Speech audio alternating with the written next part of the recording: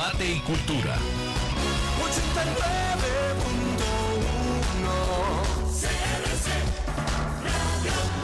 89.1 CRC 89.1 Radio y Cadena Radial Costarricense no se hacen responsables por las opiniones emitidas en este programa. Es tiempo de tender la red democrática y mostrar la Costa Rica del futuro hacia la cual debemos caminar. Con ustedes, Jonathan Prendas, aquí por CRC 89.1 Radio.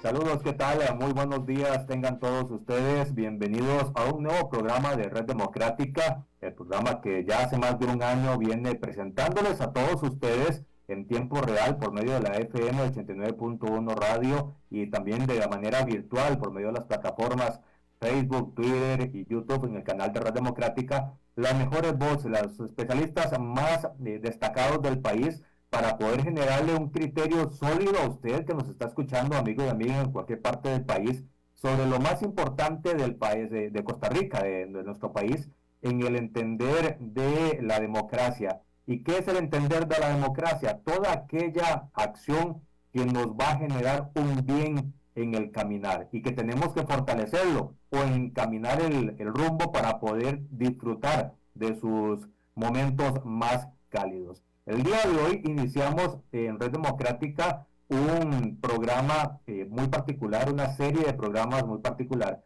que hemos denominado Hablemos de Pensiones Complementarias. 5 programas con destacados especialistas del sector de las operadoras de pensiones para poder entender a profundidad cómo es que funciona el sistema, cuáles son los riesgos del sistema, cómo hay que entenderlo, por qué se pueden hacer unas cosas y por qué no se pueden hacer otras. Es decir, vamos a generar opinión y vamos a generar formación de criterio para poder tener un sólido caminar en esta área. Hoy vamos a empezar con Danilo Galde, director ejecutivo de la Asociación Costarricense de Operadores de Pensiones. El martes vamos a conversar con Roger Porras, presidente de ACOP y gerente de Popular Pensiones. El miércoles, Alejandro Castillo, director de riesgo de la operadora de pensiones complementarias de la Caja Costarricense del Seguro Social. El jueves con Héctor Magui, gerente de esta misma operadora de la Caja. Y el viernes, Alex Lagos, director de inversiones de Popular Pensiones. Un ámbito muy amplio, muy complejo, que vamos a comprender entre todos, que vamos a caminar entre todos. Don Danilo, bienvenido a esta que ya es su casa a partir de ahora, Red Democrática. Muchas gracias, don Jonathan. Un placer saludarlo a usted y a su estimable audiencia. Esperamos que esta semana de información fuerte, de información completa, sea del agrado y de la conveniencia de sus oyentes y esperamos darle la mayor información posible justamente para fortalecer lo que usted dice, la democracia, que yo creo que el valor principal de la democracia es la información. Totalmente de acuerdo, y cuando hablamos de información hay que hacer varios supuestos, don Danilo, que es, asumamos que la gente apenas va a entender, va a empezar a comprender, va a empezar a informarse, va a empezar a ver el tema de las pensiones complementarias, y en su imaginario existe nada más la pensión que en general se va a entregar en el momento en que se dé la jubilación por medio del régimen formal. Pero es que el régimen formal y el régimen de las operadoras complementarias son distintos. Cuéntenos cuál es la principal diferencia, cómo podemos entender el régimen de las operadoras complementarias, de las pensiones. Gracias. Muy bien, Jonathan. Para hacerlo muy simple, yo le digo que en el Sistema Nacional de Pensiones hay 2 grandes vertientes. Uno que se llama el sistema de beneficio definido, donde yo sé cuál es el monto de la pensión que me corresponde de acuerdo con mi edad y los años que tenga cotizados. Ese es el régimen del IBM. O sea, el beneficio está definido previamente. En el caso del sistema complementario, lo que está definido no es el beneficio, es la contribución. Es decir, yo sé que yo contribuyo 4.25 de mi salario todos los meses y al final voy a tener una cantidad de dinero y con esa cantidad de dinero yo decido cuál va a ser mi pensión. Y tengo varias alternativas. Entonces, la gran diferencia entre una y otra es esa. En el primero, el beneficio está definido, y en el segundo, el complementario, es la contribución la que está definida. Esto se estructuró de esta manera, o a partir de esta definición, se estructura el Sistema Nacional de Pensiones. Entonces, usted tiene un pilar básico, que es el IBM, que lo compone el Magisterio Nacional, el Poder Judicial, y algunos regímenes de Hacienda, que todavía quedan vivos. Y hay un segundo pilar, que es el régimen complementario, obligatorio, que es el ROP, o conocido como ROP, que ahí lo que tenemos es un sistema donde yo sé lo que contribuyo, pero el beneficio lo voy a definir yo al final cuando me vaya a pensionar. Un tercer pilar es el régimen voluntario, que es complementario al ROP también, ¿verdad? Y un cuarto, que es el régimen no contributivo, que ese es para aquellas personas que no tienen ninguna posibilidad de derecho a pensión. Entonces, ese andamiaje es lo que sostiene, digamos, el sistema de pensiones en Costa Rica. Entonces, cuando nosotros hablamos de que nos vamos a pensionar, a partir del año 2000 tenemos dos fuentes de pensión como mínimo. Tenemos el IBM, el Magisterio, el Poder Judicial, y además tenemos, en este caso, el ROP, y algunas personas tienen la posibilidad también de hacer ahorro voluntario, y entonces tienen una tercera fuente.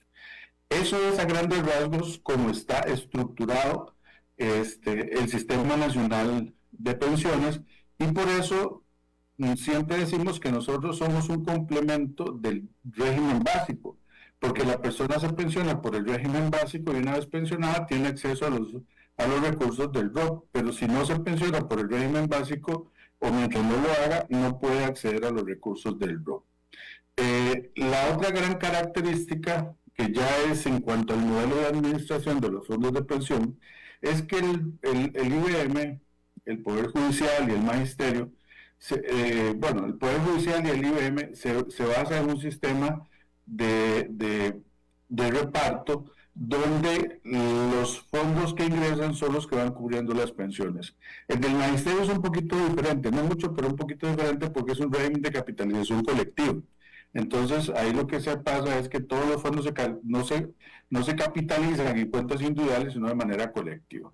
Se comporta más parecido a un régimen de reparto que a uno de capitalización individual. Y en el caso del ROP, la gran diferencia que hay con los otros sistemas es que la capitalización es individual, es decir, desde que el dinero entra en forma individualizada a una cuenta que está a mi nombre, con mi número de cédula, y esa cuenta se va a mantener así hasta que yo me pensione. Y una vez que me pensione, la cuenta sigue estando a mi nombre, y a partir de ahí se empiezan a dar las prestaciones mensuales. Entonces, esas son, como yo diría, tal vez para explicarlo de manera muy simple, las grandes diferencias que hay entre un sistema y otro, y lo que compone nuestro Sistema Nacional de Pensiones. Danilo, lo que estás planteando es un sistema, la definición de un sistema universal, porque incluso se le da en el proceso de rentabilidad y de movimientos de dinero.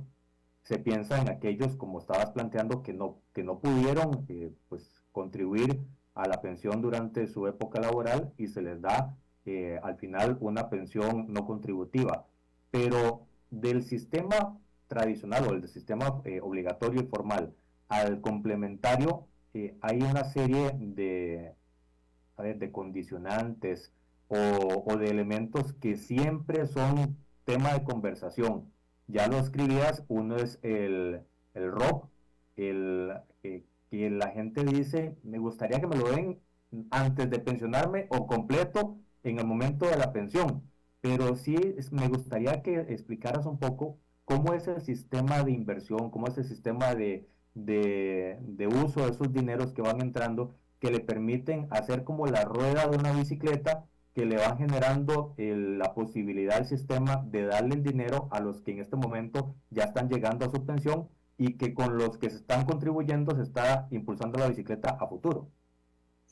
Sí, don Jonathan, ahí hay varias cosas importantes que debemos considerar.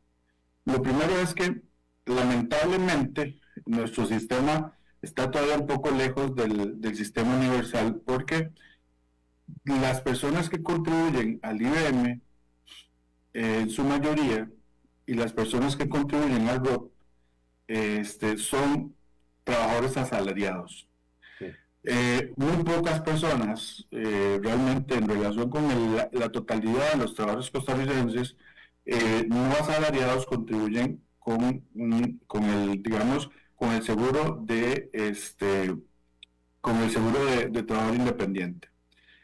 Cuando nosotros hablamos de pensiones, lamentablemente estamos hablando más o menos del 50% de la población. El otro 50% de la población no está contribuyendo. De ahí es que hay un proyecto de ley que nace, que se llama Pensión Universal, precisamente, donde la idea es decirle a todo el mundo, mire, usted contribuye o no contribuya, al menos cuando se pensiona, llegue a los 65 años, le vamos a generar 100 o 200 o 300 dólares de pensión. Y eso es para todos los costarricenses, independientemente tenga otros sistemas arriba. Ese sistema es muy bueno, pero es muy caro. No parece ser que en Costa Rica pronto lo podamos implementar, porque ese sistema va contra impuestos, o sea, se paga con los impuestos y es sumamente caro.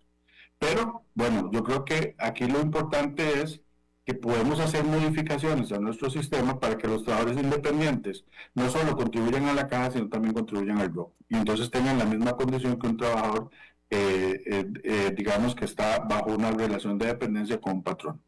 Ahora, volviendo un poquito al tema que usted planteaba, la gente interpreta que el ROP es un fondo que uno puede disponer para comprar casa, para salir de deudas, para, por ejemplo, atender una enfermedad. ¿Por qué? ¿Por qué pasa eso? Porque al ser un sistema de capitalización individual, yo sé exactamente cuál es el monto que tengo ahorrado. Sé la cantidad de dinero que tengo ahorrado. Sé la cantidad de intereses que me ha generado ese dinero, y eso hace que la gente piense que es como una especie de cuenta bancaria donde yo puedo disponerla. Sin embargo, la Sala Constitucional ha definido, y para usar no mis palabras, sino las palabras de la Sala, que este es un sistema complementario de la caja, y como sistema complementario, en el momento que usted se pensiona por la caja puede acceder a estos beneficios, no antes. Si usted no accede a los beneficios de la caja, usted no puede utilizar el ROP para alguno de estos fines.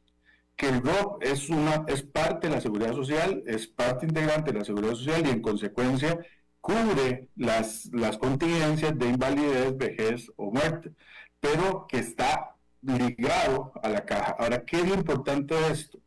Imagínese, don Jonathan, que hace algunos años el salario de sustitución que otorgaba la caja andaba alrededor de un 65%. Y con ese 65%, las personas se retiraban y solo ese beneficio tenían. Ahora, con el ROP, además de ese 65%, el ROP a 21 años de estar funcionando, que no ha llegado a la madurez, que será cuando cumpla 35 años que llega a la madurez del sistema, le aporta más o menos en un 15 o un 20% dependiendo de la continuidad en las cotizaciones de las personas. Entonces, cuando yo me voy a pensionar, ya no voy a tener solo un monto que me da la caja, que antes era un 65, en estos momentos me parece que anda alrededor del 50%, de acuerdo con los últimos ajustes que hicieron. Entonces ya no voy a recibir solo el 50%, sino voy a recibir un 70% de mi salario, de mi ingreso anterior. ¿Qué hace esto? Que mejore mi condición en la vejez. Lamentablemente en Costa Rica nos fijamos en el inmediato, pero no todo el mundo dice, es que yo no voy a llegar a pensionarme, es que yo no voy a llegar a ser viejo, yo me voy a morir antes. Y eso es falso. O sea, son premisas falsas, porque resulta que la media en Costa Rica de vida a los 65 años, o a los 62 años, son 83 años. O sea, yo cuando llego a los 62 años tengo una expectativa de vida residual hasta los 82, 83 años. Es decir, me queda todavía 20 años de vida, más o menos, una vez que yo me pensione. Y la gente dice, no, es que eso no va a ocurrir. No, es que sí ocurre. Y las estadísticas no mienten. Costa Rica va a ser un país cada vez más longevo, ¿verdad? Al punto que en el año 2050 la quinta parte de la población va a ser mayor de 65 años. O sea, estamos hablando de que muchos costarricenses vamos a ser mayores de 65 años para ese momento. Entonces, ¿qué es lo que hay que explicarle a la gente? Que esto es un fondo de ahorro de pensión que es individualizado y que se capitaliza. Y eso significa, don Jonathan, le decían a uno que uno cuando conoce el interés compuesto se da cuenta digamos, lo costoso que puede ser una tarjeta de crédito. Porque la tarjeta de crédito yo gasto, me cobran intereses, vuelvo a gastar, me cobran intereses y me van cobrando, digamos, cada vez sobre los gastos que yo voy haciendo. En este caso, el interés compuesto opera a favor del trabajador. ¿Por qué? Porque yo llego e invierto el dinero, el nuevo saldo después de invertido lo vuelvo a invertir, el nuevo saldo invertido lo vuelvo a invertir, y eso es lo que hace que los fondos de pensiones de capitalización crezcan tan rápido. Cada 5 años se vuelve, digamos, se crece un 100% los fondos de pensiones. ¿Por qué? Porque justamente aplicar el interés compuesto no en perjuicio de las personas, sino en beneficio de las personas en sus fondos de pensiones. Y eso es lo que hace la gran diferencia, digamos, con otros sistemas como el de la caja, que la caja no capitaliza, sino que la caja lo que hace es que toma los fondos y los paga pensiones, pero no los capitaliza. En el caso de los fondos de pensión, como complementarios, aquí se capitaliza, incluso en el momento que usted se pensiona, se le asigna una pensión, pero los fondos acumulados se siguen invirtiendo de manera nada más segura, ¿verdad? Porque ya es una persona pensionada, pero se sigue invirtiendo y se siguen capitalizando. Ese tema del ROP, para quedarnos ahí un segundito, Daniel, antes de ir con otro punto que estabas mencionando, es entendible y el sistema está y la ley la establece de que es mensual a partir del momento en que se pensiona. Ya viste el criterio de la Sala Constitucional, que es muy claro, muy contundente, pero atendiendo consultas de las personas que vieron que estábamos haciendo esta entrevista desde el viernes que lo anunciamos, nos dicen, ¿y por qué entonces no se hacen entregas quinquenales? A que cada 5 años se dé por adelantado lo que voy a recibir en esos 5 años, como para poder tener una amortización o un aliciente o una inyección de dinero que me permita ir más rápido en los sueños que tengo en este último cuarto de vida que en teoría estoy viviendo. ¿Cuáles son los elementos y el sustento para que tenga que ser sí o sí mensual y no ninguna otra forma de entrega? Sí, vamos a ver. Las pensiones, al igual que los salarios, son mensuales, ¿verdad? O sea, los salarios son prestaciones mensuales que se pueden hacer adelantos quincenales o semanales, pero son mensuales. El cálculo siempre es mensual. Y la razón, don Jonathan, es que, digamos, un país como, por ejemplo, Taiwán, cuando yo me pensiono, la tercera parte de los recursos que yo necesito me lo provee la familia, la tercera parte el gobierno y la tercera parte lo tengo yo en activos que me permiten vivir el mismo nivel o un nivel muy similar al que tenía. Resulta que si yo veo un estado, por ejemplo Estados Unidos, la familia no aporta, sino más bien le resta, le consume dinero a los pensionados. La gente vive fundamentalmente en una tercera parte, lo que el gobierno le paga como pensión, que son prestaciones muy bajas, y el resto son activos que yo tengo que ir formando conforme voy viviendo, o sea, ahorros, ¿verdad? Pero en Costa Rica, si yo veo esa misma composición, veo que la familia le resta plata a los pensionados. ¿Por qué? Porque está el nieto que quiere ir a la universidad, o que está en el colegio, que necesita apoyo, entonces yo tengo que entrar a apoyar. La gente fundamentalmente vive la pensión que le paga el gobierno, prácticamente en un 50%. Y la otra parte que requiere para vivir, ¿cómo se llama? Es la que se genera en los activos, pero la parte de los activos en Costa Rica no llega ni a un 15%. Es decir, la gente no ahorra en la forma personal para el retiro más de un 15%. Esos son datos, digamos, que nos dicen que las personas adultas mayores en nuestro país no solo tienen que velar por su condición, sino además por la de sus familiares, la de sus nietos, sus hijos, etcétera, etcétera, y entonces eso hace que se requiera más dinero, unas prestaciones mayores y que sean mensuales. Ahora, ¿por qué no se entrega el ROP en un solo tracto? Porque es una pensión y la definición de pensión es una prestación periódica o mensual que se cancela a una persona que tiene un derecho. Esa es, digamos, con la definición del RAE. Y esa es la razón por la que se hace.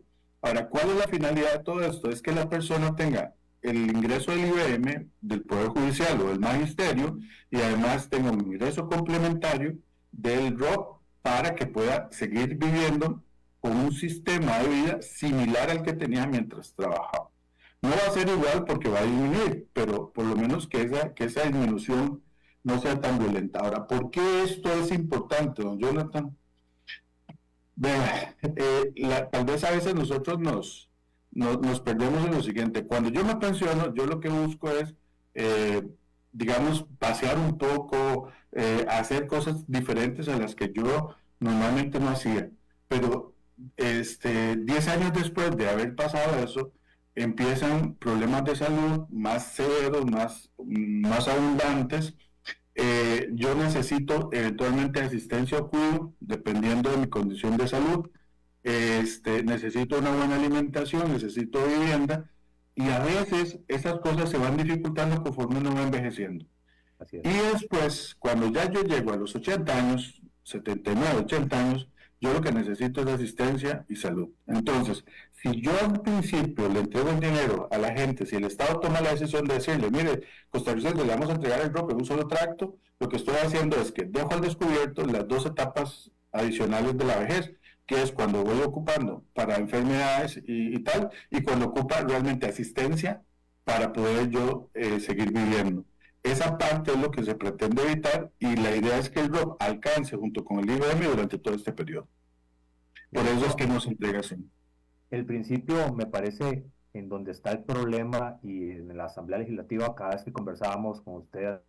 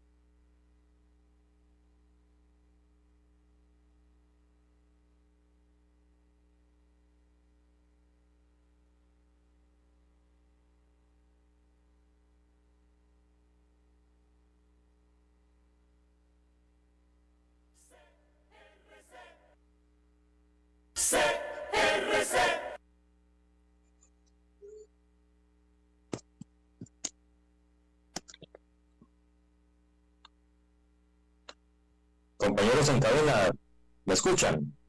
Adelante, Jonathan. Perfecto, las disculpas del caso, hemos tenido una introducción de la conectividad acá donde estamos transmitiendo. Gracias, Danilo, por mantenerse en el sistema del programa, en el Zoom. Le comentaba que el entender el concepto del ROP es la clave de todo el problema que cada 4 años se hace cuando llega un nuevo grupo de diputados y toda la gente nos dice o le dice al que va llegando, arregle eso porque yo quiero mi plata ya. Y ahí han salido proyectos de devolución total, devolución en aportes fuertes, y las conversaciones con ustedes en sus momentos, y ahora que tenemos la oportunidad de conversarlo más abiertamente, es ese principio de consolidar una vejez digna, lo que ustedes hacen a la hora de administrar e invertir los dineros que después se van trasladando en el momento de la jubilación. Yo creo que el tema es de educación muchas veces en el concepto de ¿para qué es ese dinero? Aunque la gente obviamente, y ya lo decían los compañeros de noticias de CRC antes de entrar al programa, que los préstamos gota a gota han aumentado del 2020 al 2023, que la gente que está sin trabajo formal e informal, arriba de 40 horas sin aportarle a la caja, está en un 50%, es decir, la mitad de la fuerza laboral está parqueada o está generando algún tipo de economía pues bajo el radar del sistema, y la gente lo que quiere es plata ya para resolver ya los problemas que tiene. Me parece, y no sé si usted coincide, don Danilo, el problema está en cómo soluciona el país el problema de trabajo, el problema de ingresos, el problema de educación financiera y el problema de entender lo que significa una edad ya de jubilación. Pues claro, don Jonathan, ahí lo difícil es que prioriza uno. Entonces la gente dice, mire, pues yo estoy enfermo, dame la plata. O yo necesito una casa más grande porque mi hija se divorció, entonces tengo que hacer un cuarto más para tener a mi hija con los nietos. Yo necesito emprender, entonces ocupo dinero para emprender. Yo ocupo una vivienda, entonces denme el dinero para yo comprar una vivienda.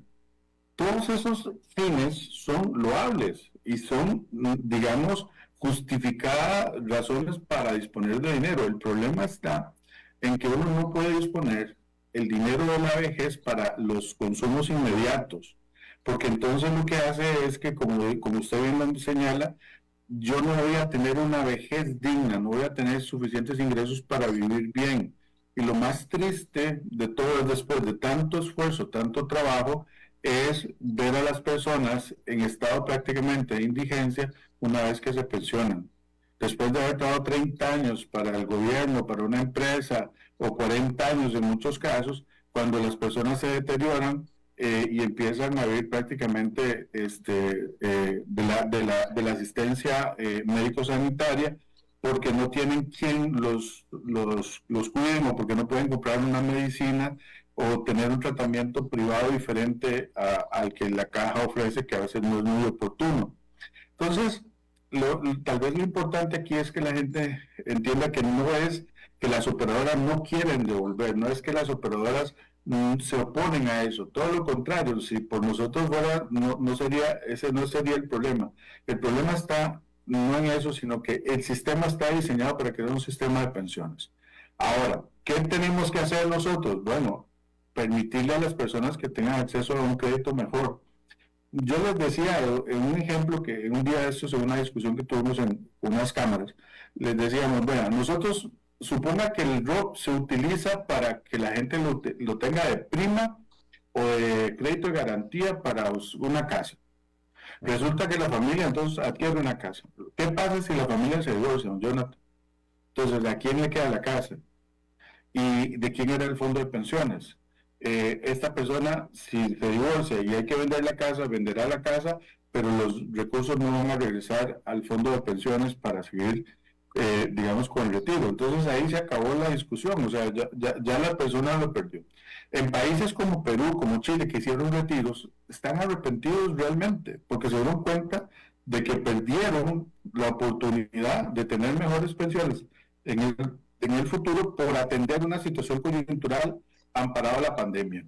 Danilo, ahí hagamos una pausa en este comentario que estás haciendo. Entonces, sí hay casos prácticos donde los ticos puedan ver realidades de otros países que sí hicieron eso que aquí se está reclamando. Sí, señor, claro que sí. La experiencia no fue buena. Por ejemplo, en Chile, todo el mundo decía, mire, es que estamos en pandemia, entonces hay que aprobaron dos retiros, el tercero ya no lo aprobaron. Entonces las personas empezaron a retirar, y entonces después hicieron una encuesta. ¿Qué hizo la gente con el dinero de que retiró? Entonces, aumentó la venta de pantallas de televisor, las primas de vehículos, vacaciones, planes vacacionales, y preparación para que la gente fuera al mundial, o sea, es decir, gastos para ir al mundial. Entonces, ¿qué fue lo que ocurrió en realidad? Que la gente tomó los fondos de pensiones para consumir, no para emprender, no para invertirlos, no para ampliar la casa, no, nada, sino era puro consumo. Y eso está documentado, o sea, no son cosas que nosotros inventemos, sino que eso está documentado en lo que pasó en Chile. Perú, exactamente igual, con una diferencia: en Perú retiraron el 95% de los fondos. Solo quedó un 5% que por ley no se podía retirar, el resto se retiró. Entonces la gente queda desprotegida. Ahora, tienen que empezar a construir nuevamente un sistema de pensiones a partir prácticamente de cero, porque se consumieron los dineros amparados a la necesidad de pandemia, y ahora hay que volver otra vez a tratar de constituir un fondo de pensiones. ¿En qué consumieron? Lo mismo, pantallas, ¿cómo se llama? Artículos electrónicos, viajes, vehículos, y uno entiende que las necesidades de la gente, son inmediatas, y uno lo tiene claro. Lo que pasa es que para esas cosas deberían existir mecanismos financieros que le permitan a la gente acceder a créditos o a préstamos, de bajo interés o de interés moderado, para que puedan comprar esas cosas. Pero los fondos de pensiones no son la forma de hacerlo. Por ejemplo, ¿qué tal si nosotros le dijéramos a la caja: no me pague la pensión, deme la plata que yo he ahorrado o que yo tengo acumulada? Entonces sería exactamente lo mismo. La caja no va a decir: yo no se la puedo dar porque este es un fondo de reparto, y lo que usted ha aportado yo lo he ido pagando a las personas que ya están pensionadas. En el caso del ROP, la diferencia es que el dinero está en una cuenta a nombre de Jonathan Prendas, con intereses, con comisiones y con todo el detalle de los rendimientos que ha tenido, y eso hace que la gente crea que es un fondo de ahorro cuando en realidad es un fondo de pensiones. ¿Cuánto dura un sistema de pensiones complementario en alcanzar la madurez y qué significa alcanzar la madurez?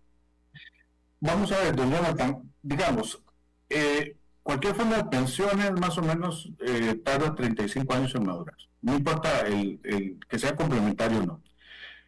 ¿Qué significa alcanzar la madurez? Que ya las personas que estaban al inicio del sistema, o sea, cuando el sistema se creó, que estaban empezando, van a tener condiciones necesarias para poder pensionarse, van a tener por lo menos 35 años de trabajo, ¿verdad?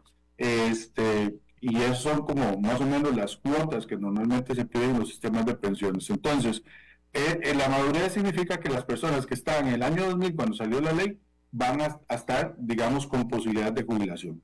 Ahora, ¿qué es lo que determina que una jubilación sea más alta o más baja?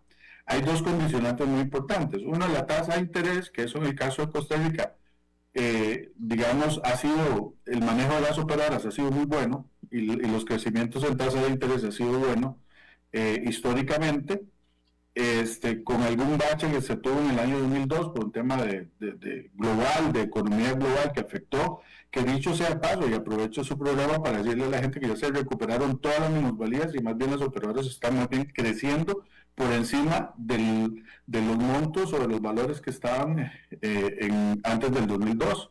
Entonces ya se recuperaron las minusvalías, sí señor. Y es muy positivo para todos nosotros, para todos los que hablamos, o sea, todos estamos metidos en este barco. Por eso es que este tipo de cosas hay que tomarlas con mucha seriedad.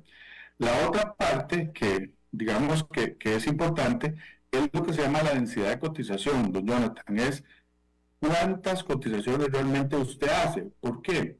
Muchas veces las personas cotizan un año sí, un año no, o cotizan 10 años, dejan 6 años de cotizar. Esta densidad de cotización es la que va a determinar que su pensión sea mayor o menor en la mayoría de los casos, ¿verdad? ¿Por qué? Porque esa densidad de cotización implica que usted, a más número de cuotas que usted realice, entonces va a tener una prestación mucho más alta, porque cada vez que usted hace un aporte, ese aporte va a generar intereses, y esos intereses van a tener intereses sobre intereses, y ahí van generando, digamos, los montos de pensión. Entonces, incluso si yo me dan de baja laboral por alguna razón, me despiden o yo renuncio y cambio de trabajo y duro 6 meses, lo ideal es que las personas pudieran cotizar al ROP algo y se puede hacer, la ley lo permite.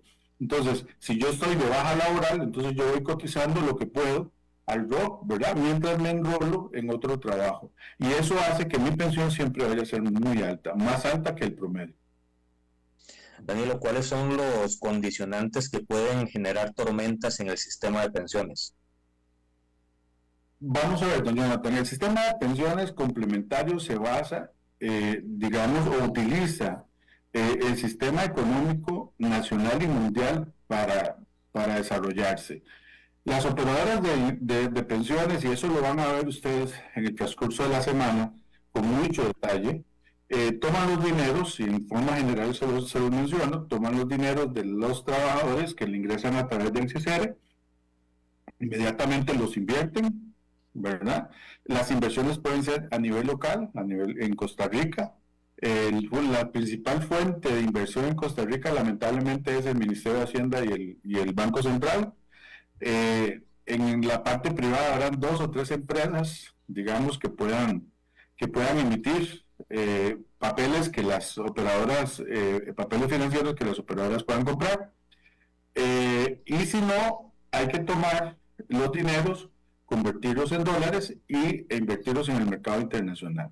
¿Cuáles son esos condicionantes? Entonces, bueno, la economía nacional es un condicionante, el tipo de cambio es un condicionante, la economía mundial, lo que pasa en Ucrania nos afecta en la parte de inversiones en el extranjero.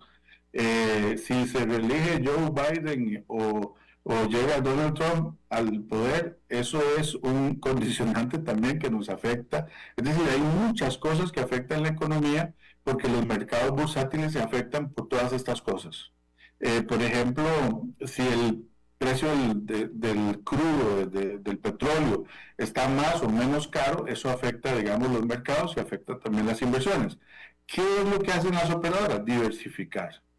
Y entonces hace inversiones en una serie de sectores para lograr que en caso de que alguno caiga un poco, el otro compense y que se vaya manteniendo, digamos, un buen nivel de inversiones con rendimientos adecuados. Es toda una tarea muy especializada, muy profesional, y es un trabajo que vienen haciendo las operadoras desde el año 2001 que empezó, digamos, el sistema CICERE, y creo que han logrado un nivel de especialización bueno. Puede mejorarse, sí, don Jonathan, todo es perfectible siempre en la vida, ¿verdad? Siempre se puede mejorar, pero yo creo que las operadoras han hecho su trabajo y han logrado, digamos, llegar a puntos donde de ahí la crisis del 2022 no fue que afectó solo a las operadoras del país, afectó a todos los países. Y las caídas que tuvieron algunos fondos de pensiones todavía no se han recuperado porque fueron drásticamente grandes. Por ejemplo, en México, la caída fue muy fuerte, pero muy, muy fuerte, por la forma en que estaba estructurada, digamos, el sistema.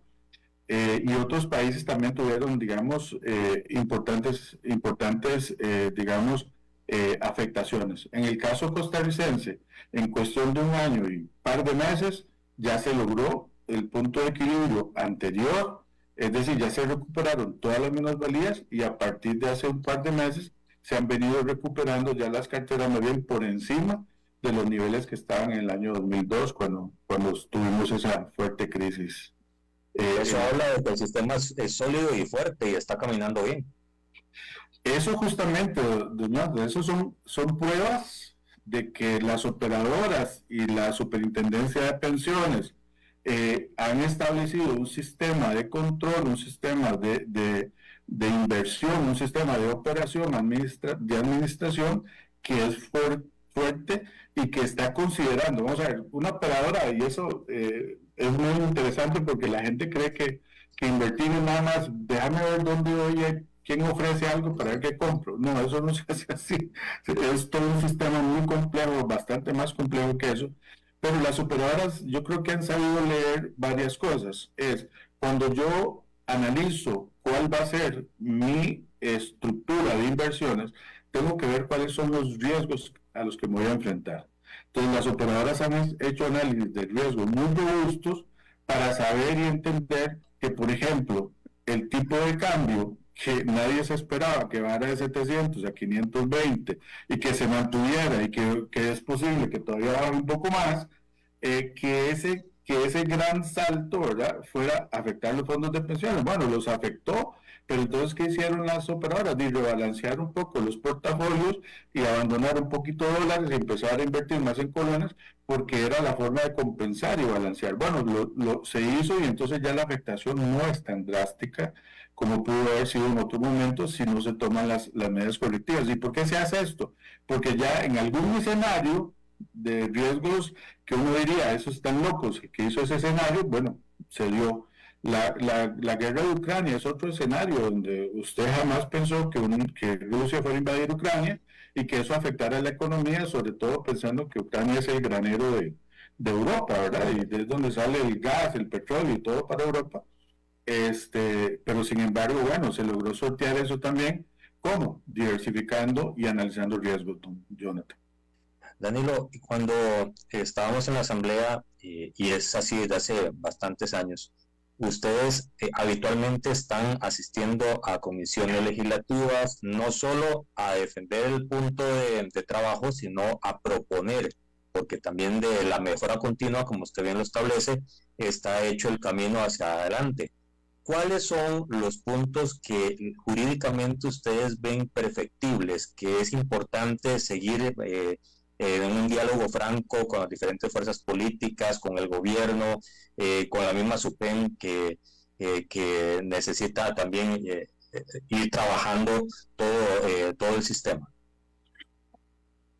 Vamos a ver, Jonathan, si usted me lo pregunta a mí, yo le podría decir que más que reformas jurídicas, lo que se ocupa de pronto es darle un espacio a los fondos de pensiones para que pensemos a desarrollar la economía nacional. ¿A qué me refiero? Que ojalá este gobierno o el que venga pueda desarrollar proyectos de obra pública en los que las operadoras podamos participar.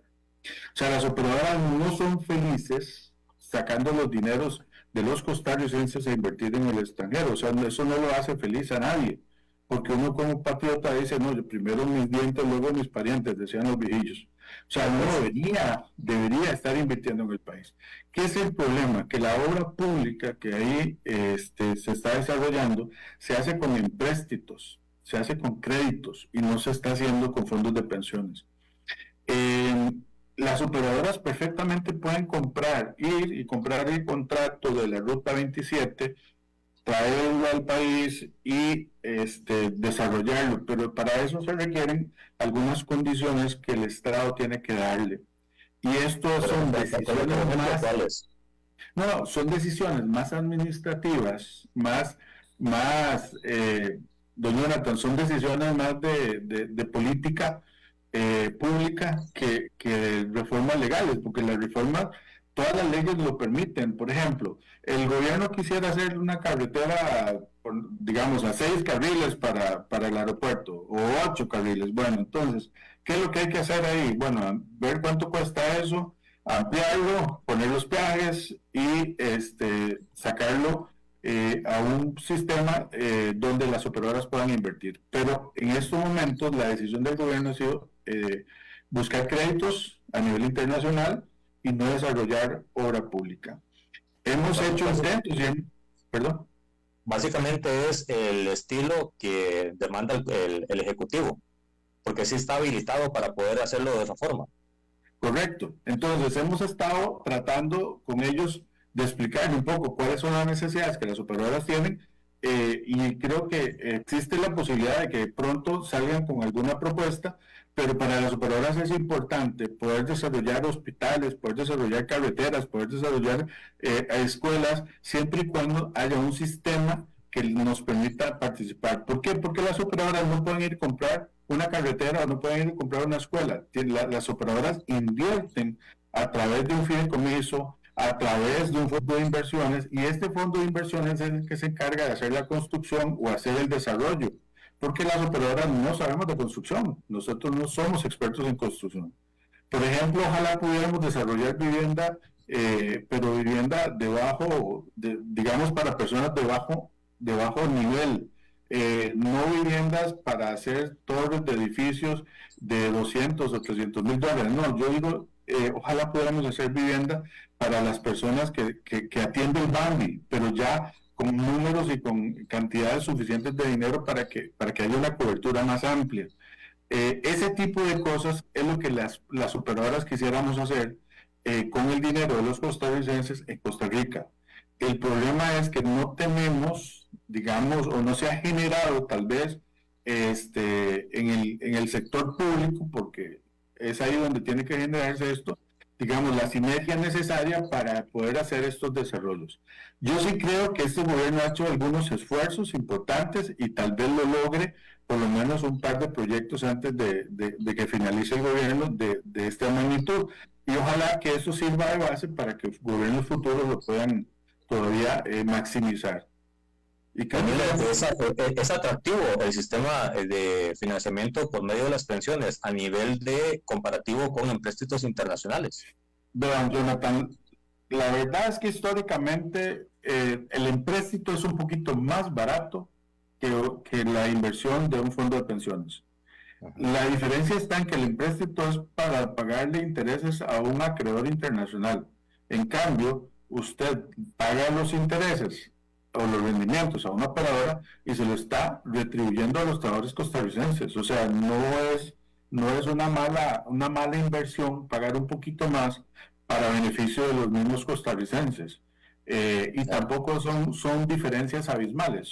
Digamos, hay algunos ajustes en precio, pero no son abismales, pero sí se pueden manejar. De hecho, hay países como Colombia que han sido muy exitosos en este tipo de proyectos, donde en los últimos 20 años han desarrollado prácticamente todo el país con fondos de pensiones. Que dicho sea paso, vamos a ver si traemos algunas ideas de Colombia para implementar en conjunto con este gobierno en próximas semanas. Pero es básicamente eso, don Jonathan, es que tal vez se lo resumo así. Hace falta como una persona, para ponerlo muy simple, una persona que diga, ok, bueno, vamos a hacer esta carretera, entonces yo llamo a la IA, usted tiene que hacer esto, llamo al INSS, usted tiene que hacer esto. Hay que hacer un fideicomiso, se hace un fideicomiso. ¿Cuáles son las condiciones? Estas son las condiciones, etcétera. Y hacer una unidad ejecutora pero muy fuerte desde el punto de vista político, que además tenga las condiciones necesarias a nivel técnico para poder desarrollar, digamos, la obra pública. Para mí eso sería lo más importante que podría ocurrir, y después habrán algunas reformas que se pueden hacer para mejorarle el sistema, pero yo diría que si nosotros empezamos a hacer obra pública, creo que las personas tendrían una doble ganancia, un país mejor y un sistema de pensiones complementario mejor. Danilo, los puntos por amarrar en este sistema de inversión en obra pública pasa por Hacienda. El ministro ya ha dicho que tienen la carpeta de trabajo a reunirse con ustedes. ¿Ven buenos ojos que eso se pueda desarrollar pronto, de que haya un buen punto de equilibrio con él para poder trabajar? Yo creo que sí, don Jonathan, yo creo que sí. De hecho, el jueves pasado tuvimos una reunión de trabajo o una presentación de don Novi Acosta en una actividad que organizó ACOP, junto con otro especialista a nivel internacional que nos dio la visión de lo que iba a pasar en Estados Unidos y Europa, y don Novi lo que iba a pasar en Costa Rica, y creo que hay una buena sinergia para eso. Lo mismo que con el ministro de Obras Públicas, ellos están clarísimos en el esfuerzo que hay que hacer. Tal vez yo creo que hay algunos temas que los tienen un poco más distraídos en estos momentos, como la Contraloría y el tema de Ciudad Gobierno y ese tipo de cosas, que los tienen tal vez un poco más ocupados, pero yo no veo... Una pregunta, disculpa que te interrumpa. El uso de los recursos de ustedes no tiene que ir a la Asamblea Legislativa, también es un plus. Claro. En cambio, los préstamos internacionales hay que pasar por todo el andamiaje legislativo. Sí, claro, ese es parte de los beneficios que tiene todo esto. Entonces, yo lo que le digo, Jonathan, es es poco lo que hace falta, pero mientras no demos ese saltito para llegar a un nivel adecuado, yo creo que vamos a tardar un poquito de tiempo, pero yo creo que lo vamos a lograr, ojalá en esta administración, para beneficio de todos. De hecho, el ministro del MOP, hemos conversado con él varias veces para poder desarrollar algún proyecto, como decimos nosotros, algún proyecto inicial que sirva como muestra para después hacer cosas más grandes, hacer uno pequeño y utilizarlo como un ensayo, ¿verdad? Claro. Y en eso estamos trabajando fuertemente, no lo hemos concluido, pero yo esperaría que en esta administración lo logremos. Y de parte del Ministerio de Hacienda, el problema que ellos tienen es que ellos no pueden endeudarse, entonces no pueden hacer, digamos, como en otros países lo hicieron, por ejemplo en Japón lo hacen de esta forma, que el gobierno emite las letras o los bonos, las operadoras los compran y con esos bonos van y hacen la construcción. Ellos no pueden por los compromisos que tienen con el Fondo Monetario. Entonces hay que buscar un mecanismo que no afecte el endeudamiento del Estado. Y esos son otros mecanismos como fideicomisos, fondos de inversión, etcétera, que son alternos y que gracias, como usted bien lo menciona, las operadoras no tienen problema para poder invertir ahí. Únicamente lo que tienen que hacer es hacer un análisis, cada operadora, del sistema, de la oferta que le están haciendo para inversión y aprobarlo cada una en forma individual e independiente, dependiendo de sus condiciones o su apetito al riesgo, que es como se llama técnicamente. Pero yo creo que es posible, don Jonathan, y son cosas que podemos lograr en este país. Estamos más maduros, estamos más...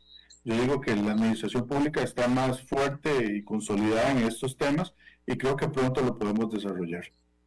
Nos quedan 2 minutos de programa, Danilo, y no quisiera irme sin que hagas una reflexión, si es posible, en general, el presente y el futuro de la COP. ¿Qué tan sólido se puede esperar para la población y qué tan fuerte el sistema de pensiones se puede generar si en cuestión de año y medio ya fortalecieron lo que sucedió con el impacto de la pandemia? Pero yo le digo a las personas que el régimen complementario es un régimen bueno, es un régimen oportuno, necesario. La reforma fue buena desde el punto de vista de las personas, en este caso de los afiliados y los pensionados. Las personas que logran tener doble pensión van a tener mejores condiciones de vida. Les puedo decir que el sistema es perfectible como todo, pero que está funcionando bastante bien.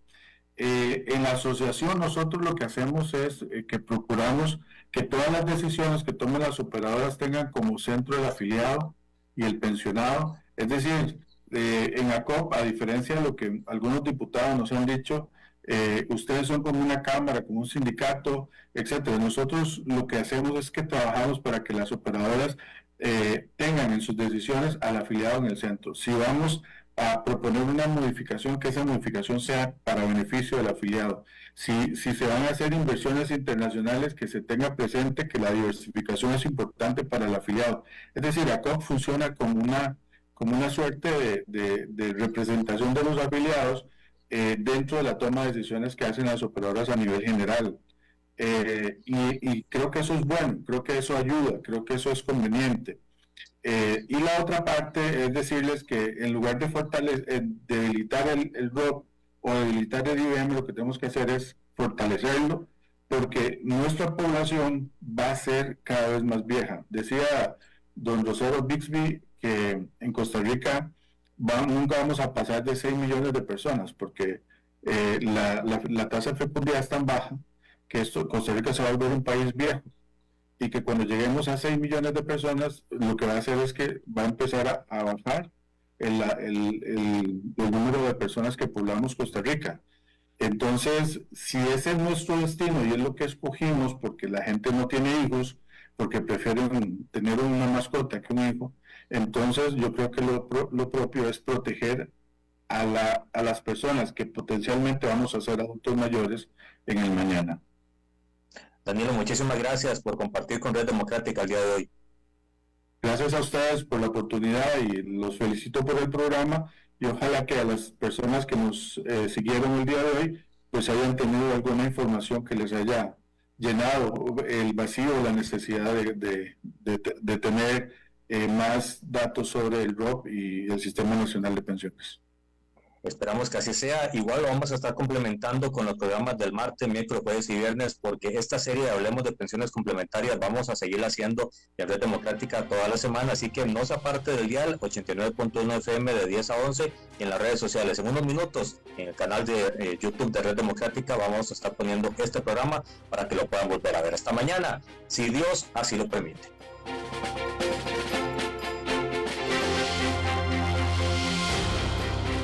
Esto ha sido todo por hoy en Red Democrática.